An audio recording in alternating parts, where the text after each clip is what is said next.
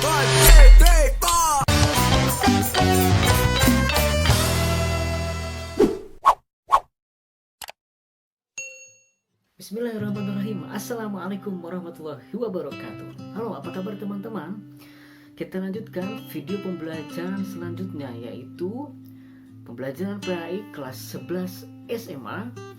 Dan sekarang adalah tentang bab 2, yaitu tentang menapaki kehidupan yang benar bersama Kitabullah.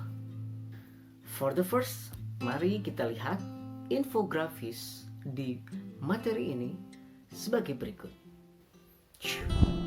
Oke, di infografis ini yang pertama adalah pengertian iman kepada kitab-kitab Allah. Yang kedua, perbedaan antara kitab Al-Quran dengan kitab-kitab sebelumnya. Yang ketiga, perbedaan antara kitab dan suhuf. Yang keempat, manfaat mempelajari iman kepada kitab-kitab Allah dalam kehidupan. Yang kelima, cara mengimani kitab Al-Quran. Dan yang keenam adalah pentingnya beriman kepada kitab-kitab Allah. Yang pertama adalah pengertian beriman kepada Kitabullah. Cekidot. Oke, yang pertama adalah kita pahami pengertian Kitabullah terlebih dahulu. Kitabullah adalah kumpulan wahyu-wahyu Allah SWT yang mengandung petunjuk dan kebenaran. Sementara pengertian kitab adalah wahyu Allah SWT yang dibukukan. Kemudian teman-teman, makna lain dari Kitabullah adalah ajaran Allah SWT yang diwahyukan kepada Nabi atau Rasul, yang merupakan ketetapannya dan himpunan petunjuk yang ditulis dan dibukukan. Nah, sekarang pengertian iman kepada kitab-kitab Allah atau Kitabullah adalah meyakini sepenuh hati bahwa Allah SWT telah menurunkan kitab-kitabnya kepada para nabi dan rasul agar disampaikan kepada umatnya sebagai pedoman hidup untuk kebahagiaan di dunia dan di akhirat. Oke guys, yang kedua kita bahas perbedaan antara kitab Al-Quran dengan kitab-kitab sebelumnya. Check it out.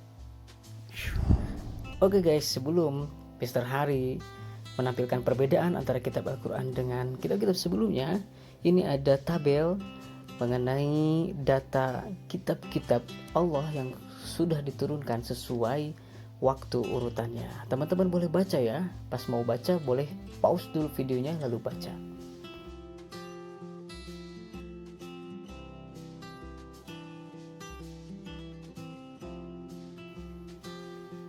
Dan ini dia perbedaan Al-Quran dengan kitab suci lainnya. Yang pertama, Al-Quran menjadi satu-satunya kitab suci yang masih utuh dan dijamin keasliannya. Oke, penjelasannya teman-teman boleh baca ya, pause dulu.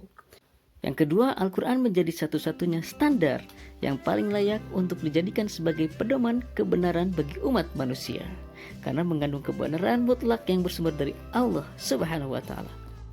Yang ketiga, Al-Quran satu-satunya kitab suci yang ditulis sejak masa turunnya dan dihafal oleh ratusan, ribuan, dan jutaan umat Islam, baik itu di masa Rasulullah, sahabat, tabi'in, maupun umat Islam masa kini.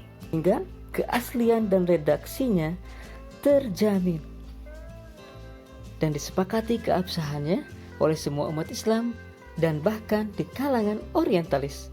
Hal yang seperti ini tidak ditemukan dalam kitab suci lainnya. Oke guys, dan yang ketiga kita bahas perbedaan antara kitab dengan suhuf. Check it out. Oke, nah teman-teman, ini perbedaan mushaf dan suhuf. Sedikit cerita dulu ya. Di samping kitab-kitab tersebut, Allah SWT juga menurunkan sahifah-sahifah, antara lain kepada Nabi Idris alaihissalam, Nabi Ibrahim alaihissalam, dan Nabi Musa alaihissalam, yang berisi perumpamaan-perumpamaan, ibarat-ibarat, dan suri tauladan. Begitulah penjelasan umum tentang kitab-kitab Allah SWT yang diterangkan di dalam Al-Quran. Kitabullah atau firman Allah SWT dapat dibagi menjadi dua jenis. Yang pertama suhuf, dan yang kedua adalah mushaf.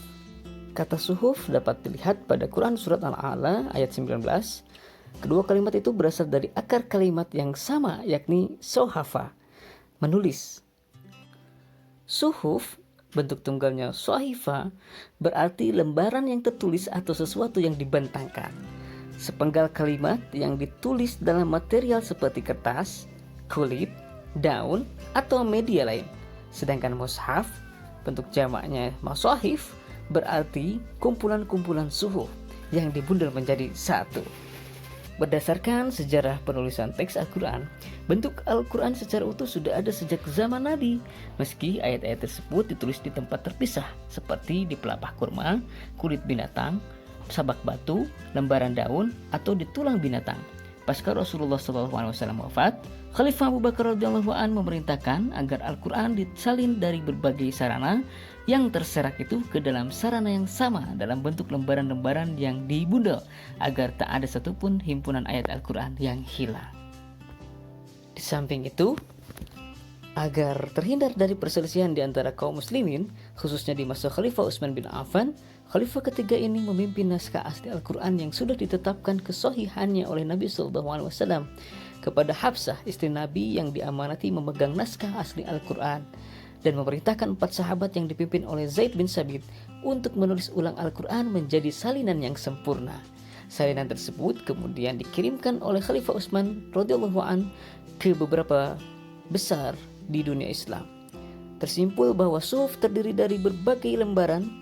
Isi suhuf terdiri atas susunan ayat di dalam surah, tetapi lembaran-lembaran yang ada belumlah tersusun secara rapi, tidak dibundel menjadi satu isi. Sementara itu, maksud mushaf pada saat ini memiliki arti lembaran-lembaran yang dikumpulkan di dalam Al-Quran yang telah dikoleksikan di masa Utsman bin Affan. Pada saat itu, setiap ayat di dalam surah telah disusun dengan rapi.